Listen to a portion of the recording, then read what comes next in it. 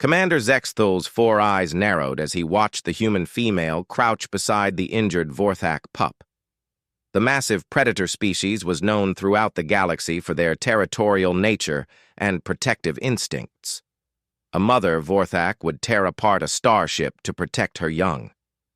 Yet here was Dr. Sarah Chen, speaking in soft tones to a creature that could snap her in half without effort.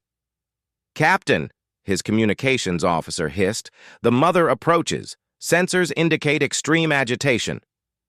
Through the view screen of the rescue vessel Talon's Edge, Zextul could see the adult Vorthak female pacing at the edge of the debris field. Her ship had been caught in the asteroid collision that stranded them all in this remote system. The pup, barely the size of a human but already possessing razor-sharp claws and bone-crushing jaws, had been thrown clear during the impact.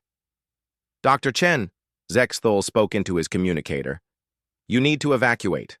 The mother will attack anything. Near her offspring." Sarah's voice crackled back, steady despite the danger. "The pup has internal bleeding and a fractured spine. If I leave now, it dies." Zextul's tail lashed in frustration.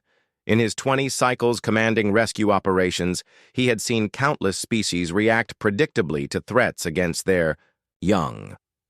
The Krillian would incinerate entire planets.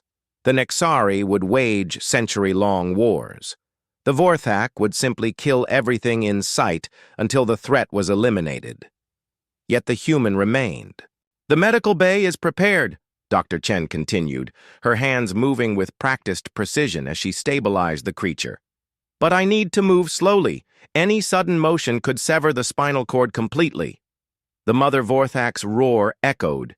Across the void, a sound that made even Zextul's hardened crew flinch. She was massive, easily 3 times the size of the largest crew member aboard his ship. Her hide was scarred from countless battles, and her eyes glowed with the fury of a protective parent.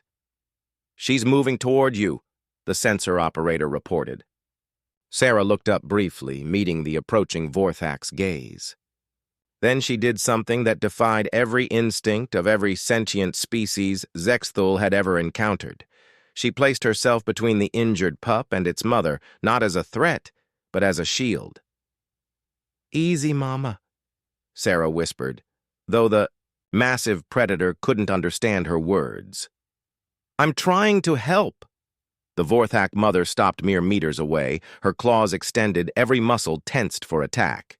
Her nostrils flared as she scented the air, taking in the smell of her injured offspring, mixed with the alien scent of the human. Then something extraordinary happened. The mother Vorthak's aggressive posture began to shift. Her claws retracted slightly. Her massive head tilted as she observed Sarah's careful movements, the gentle way the human supported her pup's injured form. "Impossible," breathed Zextul's tactical officer. "Vorthak don't negotiate. They don't compromise. They certainly don't trust other species with their young." But trust was exactly what seemed to be happening. The mother Vorthak took a cautious step forward, then another. Sarah remained perfectly still except for her hands, which continued their medical work on the pup. When the massive predator lowered her head to sniff at her offspring, Sarah gently guided the examination, showing the mother exactly what injuries she was treating. "The pup is responding," Sarah reported. "Vitals are stabilizing, but I need to get him to the medical bay for surgery." The mother Vorthak made a low, rumbling sound.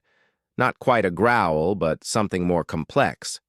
She looked directly at Sarah, then at her pup, then back at Sarah. After a moment that seemed to stretch across eternity, the massive creature stepped back. "She's giving you permission," Zextul realized, his voice filled with wonder. As Sarah carefully lifted the injured pup, the mother Vorthak followed alongside, never more than a few steps away, but never interfering. When they reached the ship's medical bay, she positioned herself at the entrance, a living guardian watching over the proceedings. Hours later, as the pup recovered from successful surgery, Zextul found Sarah in the observation lounge, staring out at the stars. The mother Vorthak was visible through the medical bay's transparent walls, still maintaining her vigil. "How did you know she wouldn't attack?" he asked. Sarah was quiet for a long moment. "I didn't," she finally admitted. "But I knew that if someone was trying to help my child, I'd want to see their intentions, not just their actions. Love transcends species, Commander. A mother's love especially." Zexthal watched as the recovered pup nuzzled against his mother, both creatures healthy and reunited. In his decades of service, he had seen humans accomplish impossible feats through technology, strategy, and sheer determination. But this was different. This was something deeper. "In our databases," he said slowly, "humans are classified as persistence predators. We note your tool use, your adaptability, your pack bonding. But we missed something crucial, didn't we?" Sarah smiled, still watching the Vorthak family. "What's that?" "Empathy isn't just a human trait. It's a human superpower. You don't just understand other species intellectually, you feel what they feel. Even apex predators recognize that quality and respond to it." As the rescue fleet prepared to depart, carrying the Vorthak family safely home, word spread quickly, through the galactic communication networks. The story of the human who earned a predator's trust spread from system to system, ship to ship.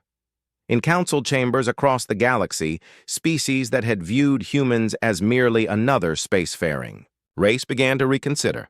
If even the fiercest predators would trust humans with their most precious possessions, perhaps there was something unique about these strange bipeds after all. The mother Vorthak's final gesture before departing, a gentle touch of her massive, clawed hand to Sarah's shoulder, was captured by a dozen recording devices. It became the image that defined a new understanding between species. Sometimes the greatest strength isn't the ability to fight, but the wisdom to know when not to. In the vast cosmos filled with warriors, conquerors, and survivors, humanity had found their niche as something far more powerful. The species others turned to when what mattered most was at stake. Today, the galaxy learned why even predators trust humans with their cubs.